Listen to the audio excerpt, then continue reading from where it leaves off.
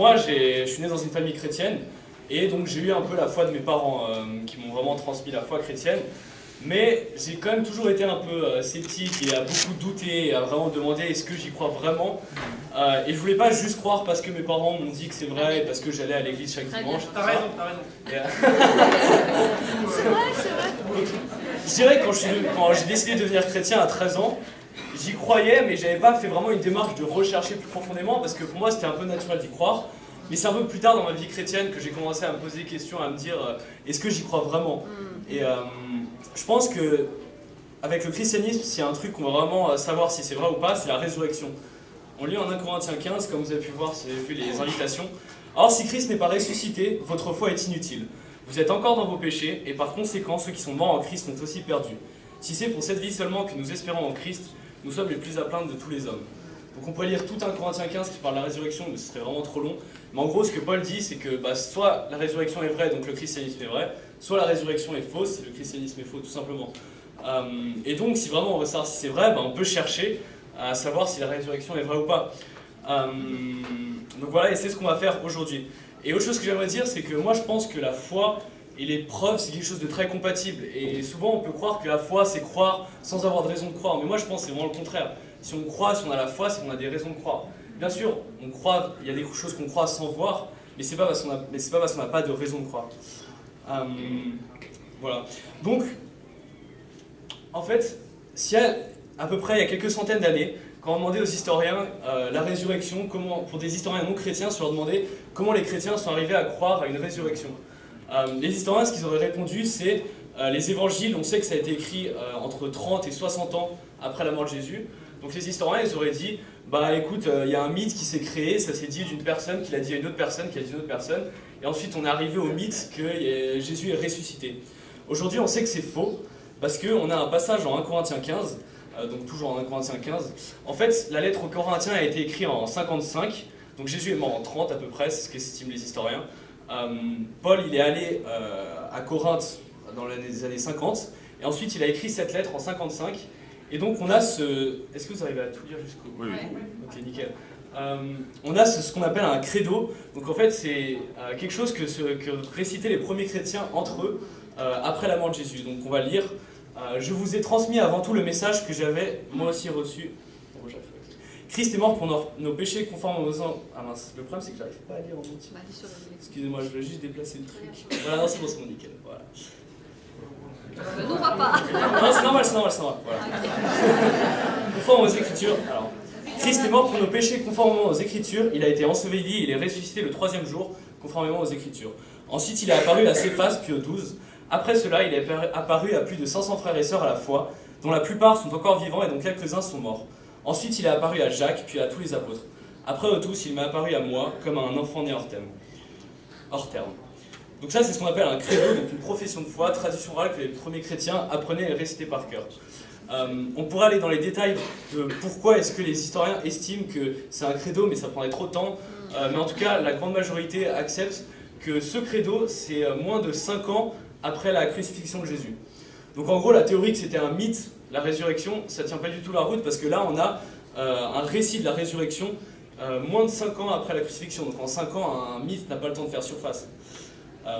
Voilà, on voit James T. Gideon, un théologien, qui dit « Cette tradition, on peut être entièrement confiant qu'elle a été formulée comme tradition quelques mois après la crucifixion. » Robert Funk, lui, c'est un théologien qui est non chrétien et qui est très sceptique sur tous les écrits historiques et tout ça.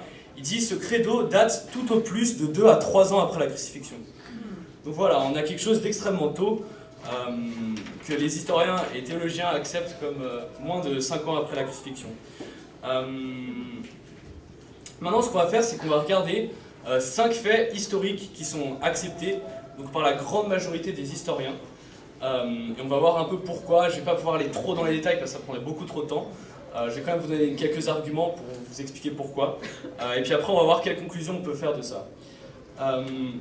Premier fait, Jésus est mort crucifié. Donc forcément, que Jésus soit mort, c'est nécessaire pour qu'il puisse ressusciter. S'il n'est pas mort, il ne peut pas ressusciter.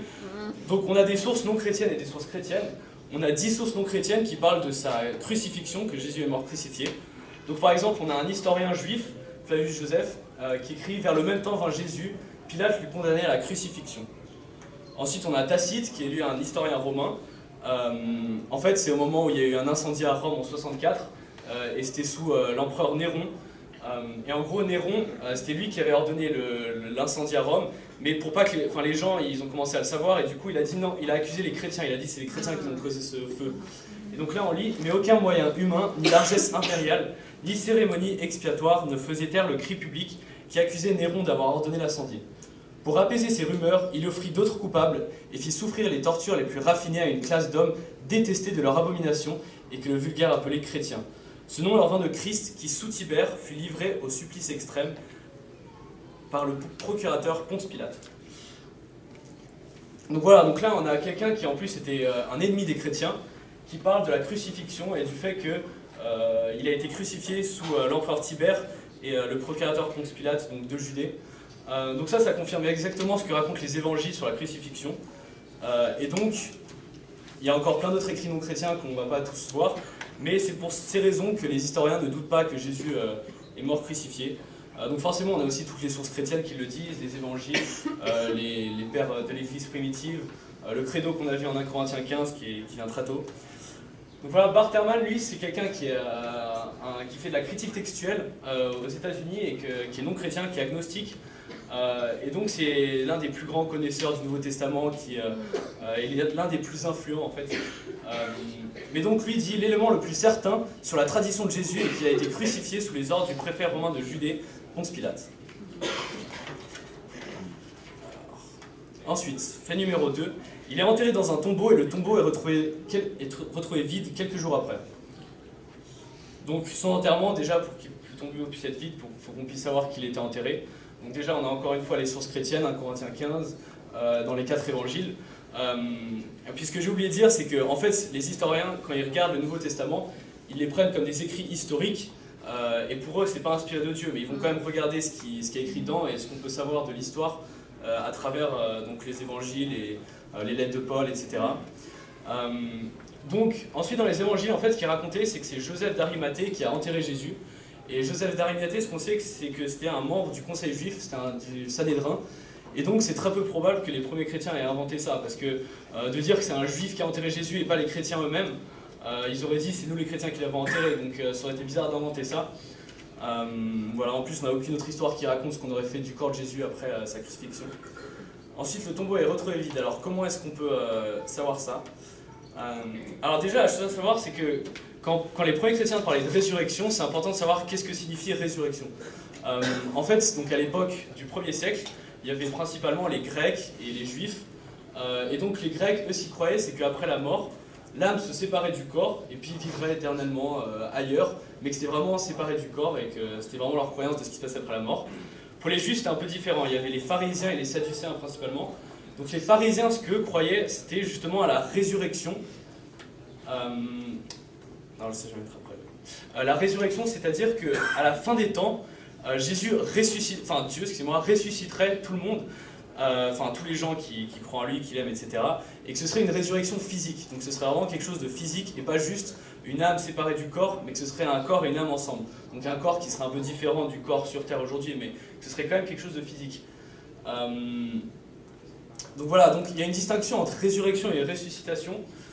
C'est peut-être un mot que vous n'avez jamais entendu, mais en gros, ressuscitation, c'est un mot typiquement en médecine qu'on entend quand par exemple quelqu'un est mort cliniquement, et ensuite, on pense qu'il est mort cliniquement, puis ensuite il reprend vie. C'est une ressuscitation. On voit aussi ça des histoires dans l'Ancien Testament ou dans le Nouveau Testament, Jésus qui ressuscite des hommes, et c'est des ressuscitations, c'est-à-dire que quand les personnes reprennent vie, c'est avec un corps qui redevient mortel. Alors qu'une résurrection, c'est quand on meurt, mais on reprend vie avec un corps qui devient immortel. Donc c'est ça, résurrection, et c'est deux mots grecs différents, anabiosis et anastasis. Donc voilà, donc quand les premiers chrétiens disaient Jésus est ressuscité, c'était le mot anastasis, c'est-à-dire qu'il a repris vie avec un corps immortel et donc physique. Donc quand ils disaient ressuscité, ils impliquaient que c'était physique, et donc que pour eux, ça voulait dire que le tombeau devait être vide. Donc ensuite dans les évangiles, quand ils racontent l'histoire du tombeau, ils disent que c'est découvert par des femmes. En fait, les historiens se disent les premiers chrétiens n'auraient jamais inventé que ce soit des femmes qui découvrent le tombeau vide. Alors aujourd'hui, ça paraît bizarre, parce qu'aujourd'hui, hommes, femmes, on peut tous témoigner, et il n'y a pas d'importance, mais au 1er siècle, les femmes, leur témoignage n'avait aucune valeur. On lit dans le Talmud, donc un texte juif, n'importe quel témoignage qu'une femme donne n'est pas valide. C'est équivalent à dire que quelqu'un qui est considéré voleur est qualifié pour donner le même témoignage qu'une femme. Donc en gros, si elle voulait donner un témoignage, on n'écoutait pas ce qu'elle disait. Donc si les premiers chrétiens, donc ceux qui ont écrit les évangiles, avaient inventé l'histoire du tombeau vide, ils auraient mis des hommes, ils auraient dit c'est Pierre qui a découvert le tombeau vide, c'est pourquoi pas Joseph d'Arimathée, celui qui a enterré Jésus, qui a découvert le tombeau vide, Nicodème, enfin ils auraient dit quelqu'un, ils auraient jamais dit c'est des femmes. Donc voilà, on lit une citation, donc N.T. Wright, qui est un des théologiens les plus influents aujourd'hui, bon lui est chrétien, mais il dit en tant qu'historien, on est obligé de commenter que si ces histoires avaient été inventées 5 ans plus tard, même 30, 40 ou 50 ans plus tard, il n'aurait jamais pris Marie-Madeleine pour ce rôle. Donc dans les évangiles, c'est Marie-Madeleine et d'autres femmes qui vont au tombeau et qui découvrent le tombeau vide. Pour un chrétien qui défend sa foi et qui essaye de convaincre un sceptique que Jésus est ressuscité, c'est se tirer une balle dans le pied. Donc à cette époque-là, c'est-à-dire à cette époque-là, si les gens voulaient convaincre aux autres Jésus est ressuscité, dire que c'était Marie-Madeleine qui a découvert le tombeau vide, c'était, mais je ne vais pas croire à ce que dit une femme. Ouais, voilà, c'est ça. Et mais il dit, mais pour nous, en tant qu'historiens, cela est de l'or. Les premiers chrétiens n'auraient jamais inventé ça. Ouais. Ensuite, ce qu'on appelle le facteur Jérusalem. En fait, on sait que Jésus a été publiquement exécuté à Jérusalem. Donc on a les écrits non chrétiens qui disent qu'il a été exécuté donc à Jérusalem. Et ses apparences et tout ça sont à Jérusalem. En fait, ça aurait été impossible pour le christianisme de débuter si ça n'avait pas été admis que le tombeau était vide. Parce que si le tombeau était encore... il y avait encore le corps des Juifs dedans, les Juifs, les Romains, ils auraient dit regardez, le corps il est là, arrêtez de votre délire que Jésus il est ressuscité. Et en plus, si c'était un mensonge et que Jésus n'était pas ressuscité et qu'il était toujours mort, les premiers chrétiens, ils n'auraient jamais commencé l'église à Jérusalem. Alors qu'on sait qu'ils ont commencé l'église à Jérusalem. Ils seraient par exemple retournés en Galilée, où ils seraient allés bien plus loin, ils ne seraient pas restés à Jérusalem. Donc le fait que l'église a commencé à Jérusalem, c'est aussi une preuve que le tombeau était bien vide. On lit encore une citation d'un théologien, le message de la résurrection n'aurait pas survécu une journée à Jérusalem, pas même une heure si on n'avait pas établi comme véridique que le tombeau était vide. Ensuite, la rumeur qui circulait à l'époque, c'était que les disciples avaient volé le corps. Donc en gros, ce que disaient les Juifs et tout ça, c'était les disciples ont volé le corps. Donc eux, ils faisaient comprendre que ça implique que le tombeau était vide. Donc déjà, ça on le sait dans les évangiles, ça le dit en Matthieu 28. Après s'être réunis avec les anciens pour tenir conseil, ceux-ci donnèrent une forte somme d'argent aux soldats avec cette consigne. Dites que ces disciples sont venus de nuit voler le corps pendant que vous dormiez. Et ce récit des événements s'est propagé parmi les Juifs jusqu'à aujourd'hui. On voit par exemple Justin Martyr, qui est un des premiers chrétiens, qui a vécu entre 100 et 165. On a un dialogue de lui avec un juif, et donc il dit « Vous les juifs avez élu des hommes de votre choix, vous les avez envoyés sur toute la terre prêcher qu'une hérésie impie, inique, s'était levée par l'erreur d'un certain Jésus, galiléen. Nous l'avions crucifié, disait-il, mais ses disciples, pendant la nuit, l'ont dérobé au tombeau dans lequel on l'avait placé. » Donc voilà, donc la rumeur qui circulait, ce que les Juifs disaient, c'est les disciples ont volé le corps. Donc ils disaient en gros que le tombeau était vide. Voilà, donc là on a une citation d'un prof d'études juives, si j'ai quel thé à études, qui dit « Quand tous les arguments ont été considérés et pesés, la seule conclusion acceptable pour un historien doit être que les femmes qui allaient payer leur dernier respect à Jésus ont trouvé à leur consternation pas un corps, mais un tombeau vide. » Voilà. Ensuite, fait numéro 3. Les disciples furent convaincus que Jésus était ressuscité. Donc déjà, bien sûr, ils l'affirmaient, on a tous les écrits, donc, en particulier en Actes, où en gros, ils vont proclamer partout dans le monde que Jésus est ressuscité. Donc ils étaient vraiment convaincus de ça. Et ce qui est vraiment incroyable, c'est de voir leur transformation. Au moment de la crucifixion, ce que disent les évangiles, c'est qu'ils sont partis en fuyant parce qu'ils avaient honte et tout ça. Et donc ça aussi c'est probable qu'il l'ait inventé, ils n'auraient pas inventé nous on est partis, on a fui, ils auraient dit nous on est resté avec Jésus et tout ça. Alors qu'ils racontent non on a eu peur, on a fui, on est parti. Et donc ils sont passés de ça à on va proclamer partout dans le monde l'évangile, la bonne nouvelle que Jésus est ressuscité. Et c'est vraiment une transformation incroyable. On sait ensuite que la grande majorité sont morts en martyrs. Donc voilà, donc ça c'est à peu près par ordre de certitude de mort en gros. Donc Pierre, on sait qu'il a été crucifié la tête en bas en 64, André crucifié en 60, Jacques décapité en 41 et 44, Jacques, le frère de Jésus, lapidé en 62, Matthias lapidé puis décapité, Thomas mort en martyr en Inde, Barthélemy écorché vif ou crucifié, soit l'un soit l'autre. Matthieu tué par l'épée en Éthiopie. En tout cas, on sait que la grande majorité sont morts en martyrs. Et vous allez me dire, bah oui, mais aujourd'hui, regardez, les djihadistes, ils meurent pour ce qu'ils croient. Et oui, c'est vrai, mais moi, mon seul argument ici, c'est qu'ils étaient convaincus de ce qu'ils disaient. C'était pas qu'ils avaient raison, je suis pas en train de dire que, vu qu'ils sont morts pour ça, c'est sûr que Jésus était ressuscité. Mais l'argument, c'est qu'ils étaient convaincus, qu'en gros, ils n'étaient pas en train de mentir, ils étaient vraiment convaincus qu'ils ont vu Jésus ressuscité. Voilà, on a une citation d'un des pères d'église aussi qui dit, Ignace d'Antioche, les apôtres méprisaient la mort. Donc pour eux, ils étaient tellement sûrs d'avoir vu Jésus ressuscité que la mort, c'était rien pour eux. Parce qu'ils savaient qu'il y aurait autre chose après et que leur seul but, c'était de proclamer partout l'évangile et que la mort, ils n'en avaient pas du tout peur, quoi. Voilà, Gerd Lüdemann, un théologien qui n'est pas chrétien, dit on peut considérer que c'est historiquement certain que Pierre et les disciples ont eu des expériences après la mort de Jésus dans lesquelles Jésus leur est apparu comme le Christ ressuscité. Paula Fredriksen, une autre historienne qui n'est pas chrétienne, je sais que de leur point de vue, ils ont vu Jésus ressuscité. C'est ce qu'ils disent et toutes les preuves historiques que l'on a après attestent de leur conviction que c'est ce qu'ils ont vu. Je ne dis pas qu'ils ont vraiment vu Jésus ressuscité, je n'étais pas là, je ne sais pas ce qu'ils ont vu, mais je sais en tant qu'historienne qu'ils doivent avoir vu quelque chose. Bart Ehrman, celui que j'ai cité tout à l'heure, car c'est un fait historique que certains disciples de Jésus en sont venus à croire qu'il est ressuscité d'entre les morts, pas longtemps après son exécution. Donc voilà, ce fait-là que les disciples étaient convaincus d'avoir vu Jésus ressuscité, 95% des historiens et des spécialistes qui étudient le Nouveau Testament en sont d'accord. Ensuite, fait numéro 4, donc Jacques, le frère sceptique de Jésus, converti après qu'il dit avoir vu Jésus ressuscité. Ce qu'on sait sur Jacques, le frère de Jésus, c'est que pendant le ministère de Jésus et pendant sa vie, il ne croyait pas en son frère. On a les versets dans la Bible qui le disent. En Jean 7,5 par exemple, en effet, ses frères non plus ne croyaient pas en lui. C'est Yves en effet, ses frères non plus ne croyaient pas en lui. Ça aussi, quand c'est quelque chose qui est embarrassant, on ne le dirait pas si on l'inventait, donc ça confirme aussi l'idée que c'est vrai. De dire que ses frères ne croyaient pas en lui, c'est un peu bizarre d'inventer ça. Donc ça confirme l'idée que c'est vrai. Donc par exemple, encore une fois, Gerd Lüdemann, qui n'est pas chrétien, et qui étudie les textes chrétiens, dit « Jacques n'avait aucun lien religieux avec son frère Jésus pendant sa vie ».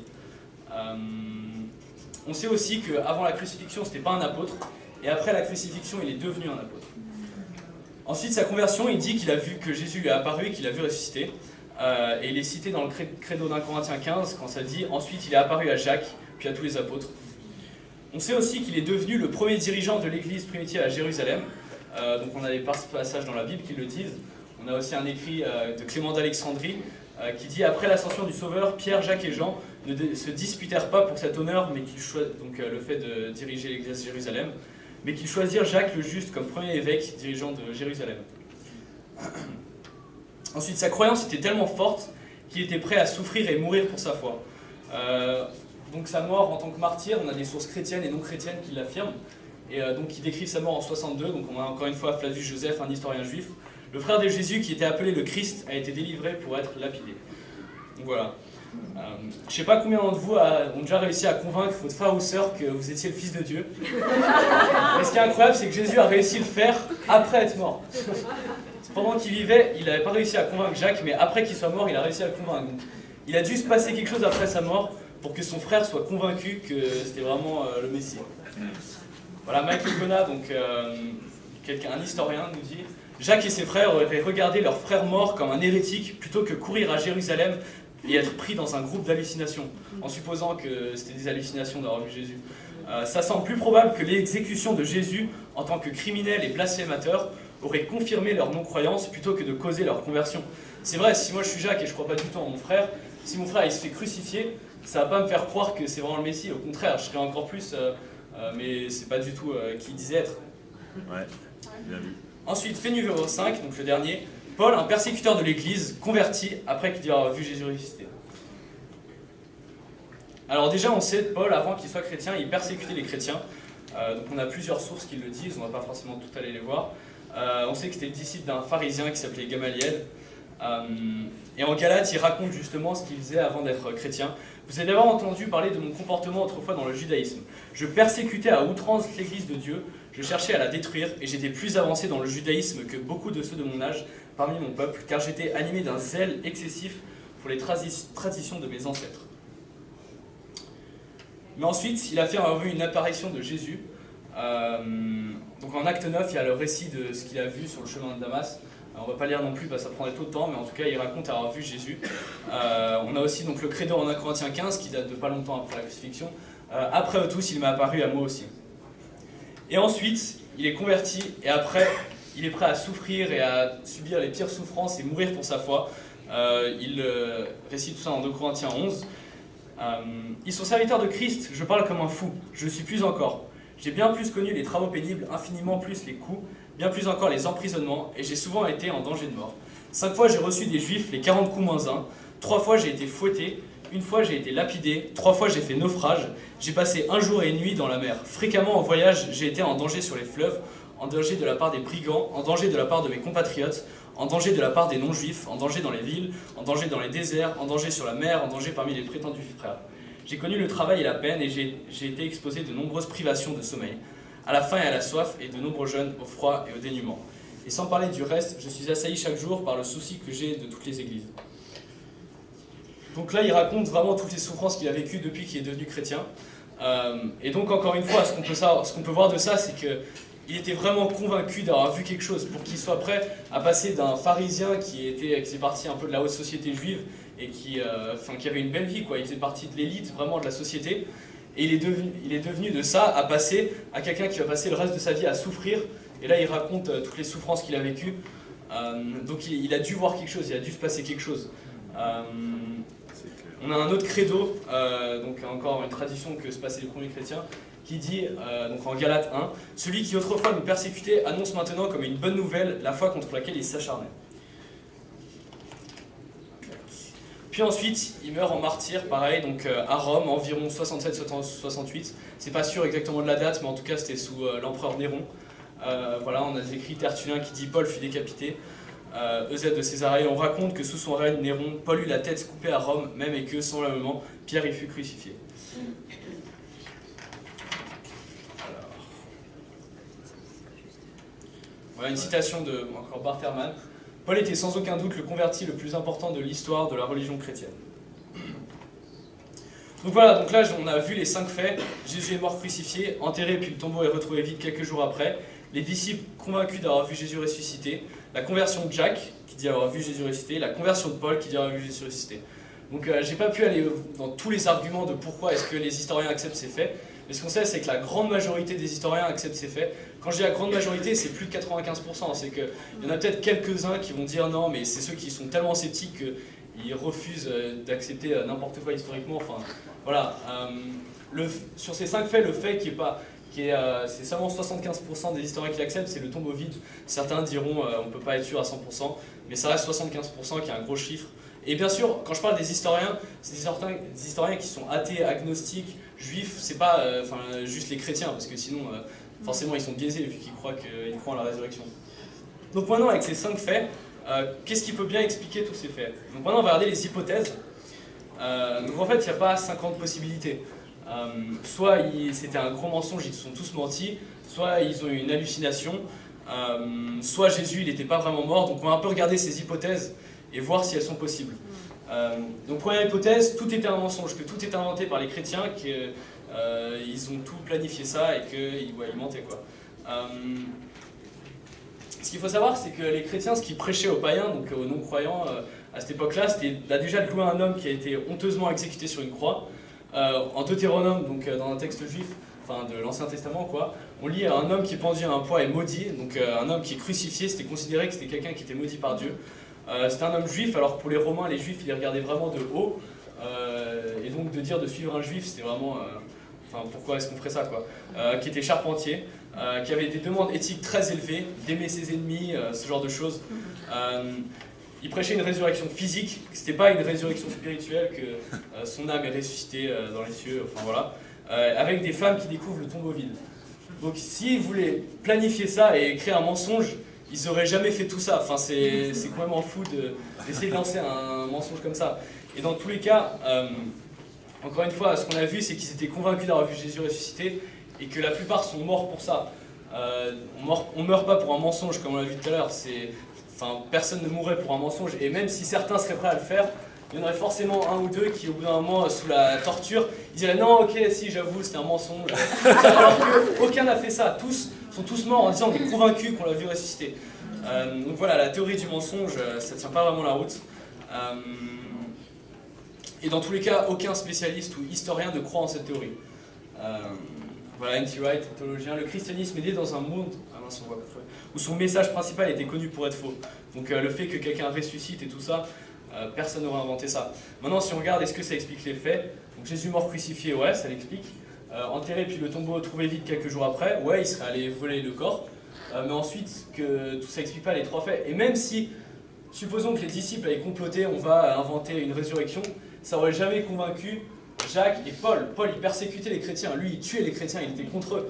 Et ça voudrait dire que les disciples auraient convaincu Paul, viens dans notre mensonge d'une résurrection, pour qu'ensuite tu passes ta vie à souffrir. Enfin, ça n'a aucun sens.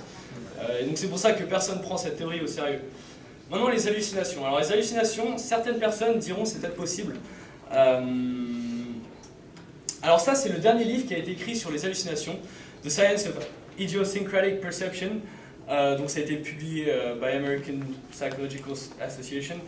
Et donc en gros, dans ce livre, il y a tous les cas d'hallucination des 100 dernières années. Donc c'est vraiment tout ce qu'on veut savoir sur les hallucinations, ils en parlent dans ce livre.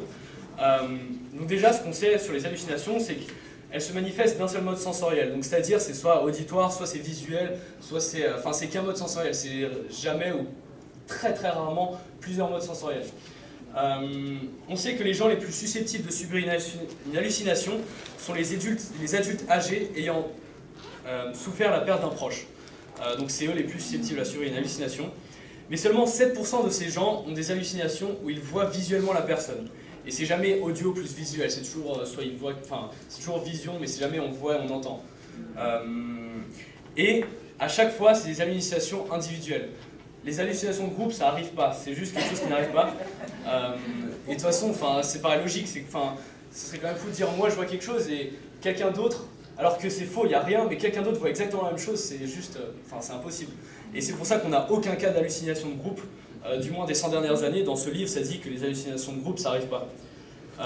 Puis encore une fois, donc les rapports qu'on a des visions de Jésus, c'est en groupe. On va pas tous les voir, mais bon, vous le savez bien, qui disent avoir vu Jésus en groupe. Et c'est multisensoriel, ils disent l'avoir vu, l'avoir touché. Thomas, qui doutait que c'était vraiment Jésus, il a pu toucher les trous pour s'assurer que c'était vraiment lui. Donc un psychologue, Dr Gary Sipsy, nous dit « J'ai examiné la littérature écrite par les psychologues, psychiatres et autres professionnels de la santé des 2 dernières décennies et je n'ai pas encore trouvé un seul cas d'hallucination de groupe, c'est-à-dire un événement dans lequel plus d'une personne ait prétendument partagé une perception visuelle ou sensorielle alors qu'il n'y a aucun référent. » Voilà. Et donc, même s'ils avaient halluciné, supposons qu'ils ont vraiment halluciné, qu'ils ont tous vu Jésus avec son hallucination de groupe, est-ce que ça expliquerait vraiment les faits? Le fait est que, comme on a vu tout à l'heure, la résurrection pour les Juifs, c'était quelque chose qui se passerait à la fin des temps. Ce serait vraiment la toute fin. Donc si les disciples avaient vu Jésus ressusciter, enfin s'ils avaient vu une hallucination qu'ils avaient vu Jésus, ils n'auraient jamais parlé de résurrection, parce que pour leur conviction, ce serait à la fin des temps. C'est pour ça, donc, dans son livre N.T. Wright, que j'ai déjà cité tout à l'heure, qui écrit The Resurrection of the Son of God, donc c'est un livre qui fait 800 pages, qui est super long, il explique bien en détail le contexte juif, judéo-chrétien, païen, grec de l'époque, de quelles étaient les croyances. Et donc il explique bien que résurrection, personne à cette époque aurait interprété de leur vision hallucination une résurrection, car les Juifs ne s'attendaient pas à ce que cela arrive avant la fin des temps. Donc voilà, même s'ils avaient halluciné, ils n'auraient pas interprété ça à être une résurrection. Et même maintenant, si on regarde les faits, est-ce que ça explique Jésus mort crucifié? Oui, ça l'explique. Ça explique pas le tombeau vide, parce que s'ils ont halluciné, ça ne veut pas dire que le tombeau était vide, ou bien ça voudrait dire que quelqu'un d'externe soit allé voler le corps, qu'en même temps eux aient halluciné. Enfin, ça devient tellement improbable que voilà quoi. Les disciples convaincus d'avoir vu Jésus ressuscité, ils n'auraient pas été convaincus, mais supposons, j'ai mis une petite vague pour dire supposons que les hallucinations les aient convaincus. La conversion de Jacques, on va dire ok, c'était son frère, peut-être que lui aussi il aimait tellement son frère qu'il a eu une hallucination. En tout cas, ce qui est sûr, c'est que ça n'explique pas du tout la conversion de Paul. Paul, il n'était pas du tout susceptible à subir une hallucination. On a vu que ceux qui sont susceptibles à subir une hallucination, c'est ceux qui perdent un proche, quelqu'un qu'ils aiment vraiment. Donc les disciples, ok, pourquoi pas, mais même de groupe c'est impossible, mais pourquoi pas. Paul, c'est impossible, lui il persécutait les chrétiens, il était contre les chrétiens, donc il n'aurait jamais eu une hallucination de Jésus. Voilà. Je perds un peu dans mes notes. Super, Jordan. On parlait de résurrection spirituelle, donc ça j'en ai déjà un peu parlé tout à l'heure, mais donc c'est cette idée qu'on parlait que Jésus il est ressuscité, mais spirituellement, que c'était pas physique. Comme on l'a vu tout à l'heure, il savait très bien ce que ça voulait dire résurrection, et que c'était quelque chose de physique. Et ça explique aucun fait à part que Jésus soit mort crucifié. Le tombeau il n'aurait pas été vide si c'était spirituel, et puis ils n'auraient pas été convaincus de leur vie ressuscité, etc. Maintenant, une autre théorie qu'on va voir, c'est que Jésus n'était pas vraiment mort, donc la théorie de l'évanouissement. C'est-à-dire qu'il a été crucifié, mais qu'il n'est pas vraiment mort au moment de la crucifixion. Voilà, en fait, quasiment aucun historien sérieux ne prend cette théorie au sérieux. Les seuls qui croient peut-être en cette théorie, c'est les musulmans, parce que dans le Coran, c'est écrit que Jésus n'est pas vraiment crucifié. On a fait croire aux hommes qu'il a été crucifié, mais en fait, il n'était pas vraiment crucifié. C'était une impression. Donc en gros, les musulmans ils disent donc du coup, il n'est pas vraiment mort quand il est sur la croix. Maintenant, on va lire ce qui est écrit en Jean 19 au moment de la crucifixion. C'était la préparation de la Pâque, et ce sabbat allait être un jour solennel. Craignant que les corps ne restent en croix pendant le sabbat, les Juifs demandèrent à Pilate qu'on brise les jambes aux crucifiés et qu'on enlève les corps. Les soldats vinrent donc briser les jambes du premier puis du second des condamnés qui avaient été crucifiés avec Jésus, donc les deux autres criminels qui étaient avec Jésus. Quand ils s'approchèrent de lui, donc de Jésus, ils virent qu'il était déjà mort.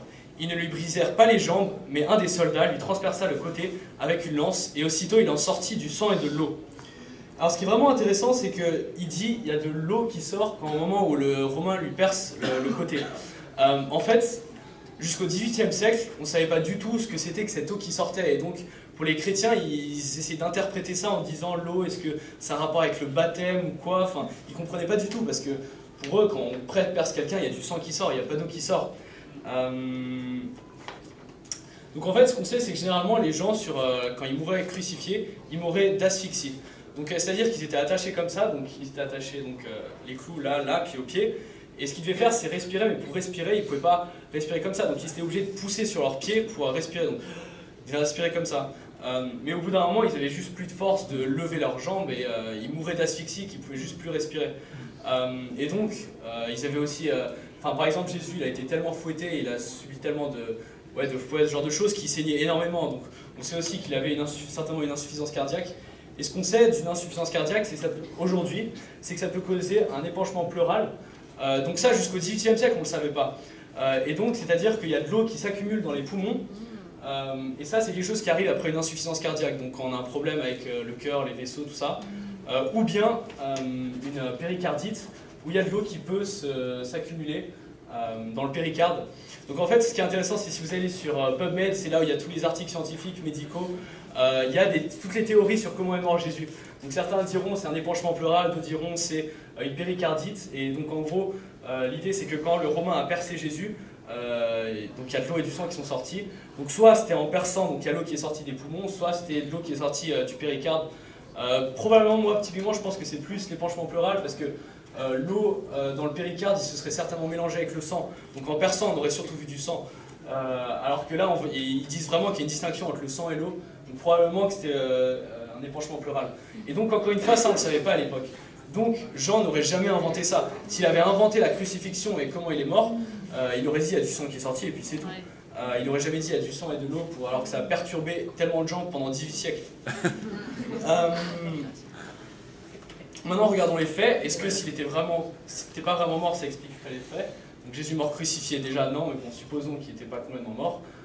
Enterré puis tombeau vide, trouvé vide quelques jours après. Alors ça voudrait dire qu'il était évanoui, qu'il n'était pas vraiment mort, mais qu'il a réussi à sortir de la tombe en sachant que c'était un gros truc, une grosse pierre qui fermait la tombe, qu'il y avait des soldats romains devant. Il n'aurait jamais réussi tout seul à sortir de la tombe, enfin voilà. Et puis ensuite, les disciples, ils n'étaient pas stupides, ils auraient très bien fait la différence entre quelqu'un qui survit une crucifixion et un ressuscité. Et ça n'aurait jamais convaincu Paul, ça c'est sûr. Une autre citation d'N.T. Wright qui dit « Les soldats romains savaient comment tuer des gens, en particulier les rois rebelles, donc ceux qui se prenaient pour le Messie. Les Juifs du 1er siècle connaissaient la différence entre un survivant et quelqu'un de ressuscité. Donc voilà, les Romains, ils savaient très bien comment crucifier quelqu'un. Quand ils crucifiaient quelqu'un, c'était pas à moitié. Ils savaient très bien, et puis on sait que les gens crucifiés mouraient, quoi. Et encore une fois, les gens, ils n'auraient jamais cru que Jésus était vraiment ressuscité, alors qu'il était plein de sang ou quoi, enfin ça n'a aucun sens. Jésus a un frère jumeau. Donc cette théorie, c'est juste vu qu'on voit bien que le mensonge ça tient pas la route, l'hallucination ça tient pas la route. Certains vont dire, alors Jésus en gros, quand il est né il avait un frère jumeau, ils ont été séparés à la naissance pendant toute leur vie. Au moment de la crucifixion, il y a son frère jumeau qui est réapparu et qui a fait genre c'est moi qui suis Jésus. Enfin voilà. Mais cette théorie, encore une fois, si on prend cette théorie et on décide de croire à ça, c'est pour des raisons théologiques et pas pour des raisons historiques. C'est parce qu'on ne veut pas croire en Dieu. Et du coup on dit c'est plus probable que Jésus a un frère jumeau et qu'il est venu et qu'il a fait croire qu'il était Jésus. Pour des raisons théologiques, parce qu'on ne veut pas croire en Dieu, mais on n'a aucune preuve historique de ça. Ça, c'est même quelque chose qui est arrivé, je sais plus, 15e siècle, je crois, un truc comme ça, mais très très longtemps après. Voilà.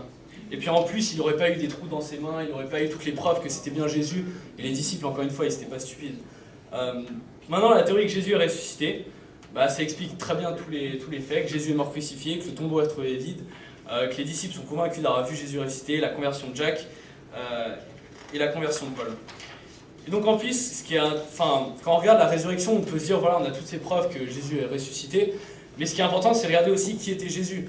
Donc on sait de sa vie que lui, justement, déjà il avait prédit sa résurrection, mais bon, ça a été écrit dans les évangiles après, donc on va dire, peut-être ça a été inventé par les chrétiens, donc je ne vais pas faire d'argument à partir de ça. Mais en tout cas, on sait que c'est quelqu'un, quand on lit ses enseignements, on se dit, est-ce que c'était un fou, est-ce que c'était un menteur, qu'est-ce qu'il était, est-ce que vraiment il aurait pu être un homme ordinaire, commencer la plus grande religion du monde et inventer un mensonge de sa résurrection. Quand on y pense vraiment, ça ne tient pas la route. Voilà. Et donc vous allez me dire, mais donc tous les spécialistes, historiens et tout ça qui ne sont pas chrétiens, en quoi est-ce qu'ils croient par rapport à la résurrection? En fait, la grande majorité, ils disent, on ne sait pas ce qui s'est passé. Ils disent, on a ces faits, on va vous donner ces faits, les chrétiens, on est prêt à admettre tous ces faits, mais on ne peut pas expliquer ce qui s'est passé, mais vu qu'on ne croit pas en Dieu, on ne va pas admettre le fait que Jésus est ressuscité. Voilà une citation d'un théologien allemand, je crois. Les preuves de la résurrection sont tellement solides que personne ne questionnerait que ce soit arrivé, si ce n'est pour deux raisons. De un, que c'est un événement très inhabituel, et de deux, que si on croit que c'est arrivé, cela demande de complètement changer sa manière de vivre. Donc ouais, en gros, c'est vraiment ça. Et bien sûr, quand on dit que Jésus est ressuscité, ça part de la prémisse que Dieu existe. Si Dieu n'existe pas, forcément, on ne peut pas dire que Jésus est ressuscité parce que c'est un miracle et c'est dans l'ordre du surnaturel. Mais bon, moi je pense qu'il y a des très bonnes raisons de croire que Dieu existe. Plein d'arguments, et on ne va pas rentrer là-dedans maintenant. Mais typiquement, la semaine prochaine, il y a Stéphane et Axel qui vont parler. En particulier, Stéphane va parler de l'âme, est-ce que vraiment une âme existe, et parler par exemple des expériences de mort imminente, des gens qui sont morts cliniquement et qu'ils arrivent à voir des choses qui sont à très grande distance, qu'ils n'auraient jamais pu inventer ou voir, halluciner ou quoi, ce genre de choses. Et il y a plein d'arguments pour l'existence de Dieu. Et donc si on parle de la prémisse que Dieu existe, la résurrection c'est de très loin le fait le plus probable. Voilà, il y a une dernière citation de Dan Barker. Donc, lui c'était quelqu'un qui était chrétien, qui a quitté sa foi malheureusement, mais qui dit si la résurrection, donc dans un débat avec Michael Lecona, je l'avais cité tout à l'heure, ce n'est pas forcément, mais lui qui est chrétien et qui essaye depuis des décennies de prouver la résurrection, et qui dit si la résurrection était un fait historique, alors on n'aurait pas le choix, il n'y aurait pas de foi. On ne peut pas avoir la liberté de croire si on n'a pas le choix de ne pas croire. Et moi je pense qu'il a raison, dans le sens où c'est sûr si c'était un fait historique, on n'aurait pas vraiment le choix. Mais le fait est qu'on a plein de preuves que c'est arrivé, mais il y a encore plein de gens qui n'y croient pas. Donc ça prouve qu'on a la liberté de choisir et qu'on peut regarder les preuves et ensuite décider pour nous-mêmes si on décide d'y croire ou pas. Et ensuite, moi ce que je veux dire, c'est que je pense pas qu'on devrait être chrétien juste passer des preuves de la résurrection. On devient chrétien aussi parce qu'on lit les évangiles et puis on voit ce que disait Jésus et puis on met ça en pratique et on voit que ça marche. On voit que tout ce qui est dit dedans est vrai et toute la sagesse qui est dans la Bible, ce genre de choses. Et voilà, et donc ensuite il y a un de mes meilleurs amis, Mathieu, qui va parler tout à l'heure et qui va parler un peu de sa conversion et de comment sa vie a changé depuis qu'il est chrétien. Et donc pour moi c'est principalement pour ça qu'on devient chrétien. Mais en plus de ça on a plein de preuves et ça c'est ça que je trouve incroyable. Et donc voilà, merci de m'avoir écouté. Et maintenant si vous avez quelques questions, c'est ouvert. Merci.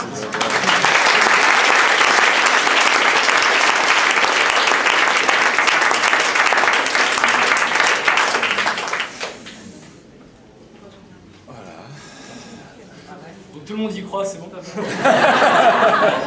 c'est bon, je suis convaincu. Des questions. C'est dur de trouver de questions. Ouais. Ah non, mais si vous n'avez pas de questions, c'est... Allez-y. Ouais. en venant, je me demandais si tu allais parler du Saint-Suaire de Turin ou pas, et en quoi ça pourrait être un élément intéressant ou pas, justement, dans cette... Ouais, alors ça me fait très plaisir que tu poses cette question, parce que... Alors, le suaire de Turin, le suaire de terrain, pourquoi est-ce que j'ai pas parlé du suaire de Turin? Ce qu'il faut savoir, c'est jusqu'à hier après-midi, j'ai hésité à parler du suaire de Turin. J'ai vraiment hésité. Après, je me suis dit que ça ferait trop long et que j'aurais pas le temps d'en parler, et surtout que c'est un sujet tellement profond et large, ça prendrait trop de temps d'en parler. Mais le suaire du terrain, moi personnellement, j'ai la conviction que c'était celui de Jésus. En fait, ça avait été démontré en 1988, ils avaient fait un test au carbone 14, et ils pensaient avoir prouvé que le suaire de Turin, c'est quelque chose, comment on dit forgery en français, une invention, enfin quelque chose de créé par les hommes pour faire croire que c'est celui de Jésus. Mais ensuite, ça a été prouvé récemment que la datation au carbone 14 était fausse et que ça faisait partie d'une partie du tissu qui avait été rajoutée après. Et donc sur le suaire de Turin, c'est incroyable, on a une image d'un homme crucifié. Et donc c'est une image qui est incroyable, c'est qu'on ne sait pas comment cette image a été formée. On sait que c'est quelque chose de radioactif qui a causé cette image et que c'est une lumière qui est super puissante qui a causé une image d'un homme crucifié. On sait aussi que cette lumière, cette source de lumière venait de l'intérieur de la personne parce qu'on voit les dents d'abord, ensuite on voit la barbe, ensuite on voit ça en différentes phases. Et on sait que ça n'a pas pu être créé par un homme et qu'à l'époque, donc avant le XIIIe siècle, on sait que c'est avant le XIIIe siècle, après on ne peut pas être sûr exactement de la date, mais ça n'aurait pas pu être créé par un homme qui a fait cette image. Ils ont fait plein de tests et puis on sait que c'est pas un homme qui a pu créer ça, mais que c'est une lumière radioactive super puissante qui a créé ça. Enfin voilà, mais après on pourra en parler une autre fois et ça prendrait du temps d'en parler de ça, mais ouais, enfin voilà, je sais pas si ça répond à ta question, mais... Ouais, c'est un peu ce que j'ai entendu aussi. Ok, d'accord, ouais. Et t'as un argument contre ou pas? Ah Non, non, mais je sais pas, si quelqu'un a déjà entendu des arguments contre, mais c'est intéressant. Voilà. C'est bon, c'est tout. Bravo, Jordan. Plaisir. Oh, Mathieu, c'est parfait. Est-ce que par hasard tu saurais pourquoi Dan Barker aurait quitté sa foi? Alors lui, je crois ce qui l'a pas mal perturbé, c'est le fait qu'il voyait que dans les écrits du Nouveau Testament, donc on sait que jusqu'aux années 300, on a 4643 manuscrits du Nouveau Testament, et on sait qu'il y a beaucoup de variantes dans tous ces différents écrits, et ce genre de choses. Et je crois que lui, ça l'a pas mal perturbé que la Bible ne soit pas 100% parfaite, puis pour d'autres raisons, mais je pourrais pas dire exactement, je connais pas toute sa vie, mais je sais que ça c'était en partie pourquoi. Ouais. Mathieu, si tu veux venir. Allez Mathieu.